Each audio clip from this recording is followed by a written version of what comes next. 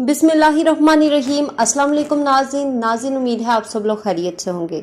तो नाज़रीन, आज एक बहुत ही ज़बरदस्त अपडेट के साथ हाजिर हूँ। आज मैं आपको ये बताऊंगी कि किन लोगों को जो है अब इजाज़त मिल गई है सऊदीया जाने की, किन लोगों के लिए फ़्लाइट्स ओपन हो चुकी हैं।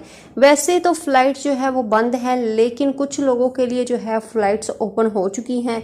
उनके बारे में मैं डिटेल से बात करूँगी, लेकिन उससे पहले वीडियो को लाइक कर लें, चैनल को सब्सक्राइब कर लें और साथ ही नोटिफिकेशन बेल को दबा लें ताकि इस तरह की मज़ीद वीडियो आप तक पहुंचती रहें।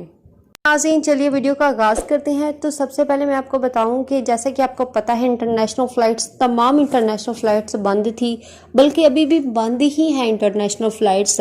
लेकिन कुछ लोगों को जो है वो जाने की इजाज़त मिल गई है। एक सऊदीया का बहुत बड़ा ऐलान आया है। तो किन लोगों को इजाज़त मिली है मैं वो बता देती हूँ आपको। जो उस्ताज़ा हैं उन लोगों को जाने की इजाज़त मिल गई है, जो टीचर्स हैं। तो बच्चों की पढ़ाई का बहुत ज़्यादा हर्ज हो रहा था, जिसकी वजह से कुछ उस्ताज़ा जो थे वो फंसे हुए थे।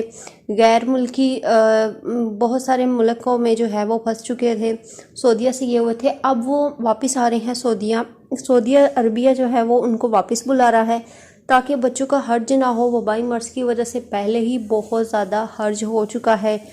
ऑनलाइन काफ़ी बच्चों को कुछ समझ नहीं आता था, इसलिए सऊदी अरेबिया ने फ़ैसला किया है तमाम असातिज़ा को जो है वो वापस बुलाया जाएगा। लेकिन आपको यहाँ मज़ीद बताती चलूँ, जहाँ तमाम फ़्लाइट्स बंद थी, यहाँ पे एक और सऊदी अरेबिया का एक बहुत बड़ा कदम, जो कि असातिज़ा के लिए उन्होंने फ़्लाइट्स ओपन की हैं। तो ये हमारे लिए बहुत बड़ी एक उम्मीद है। इंशाल्लाह बाकी तमाम फ़्लाइट जो हैं, इंटरनेशनल फ़्लाइट्स भी जल्द ओपन हो जाएंगी। जैसे ही कोई ऐलान होगा हम आपके साथ ज़रूर शेयर करेंगे।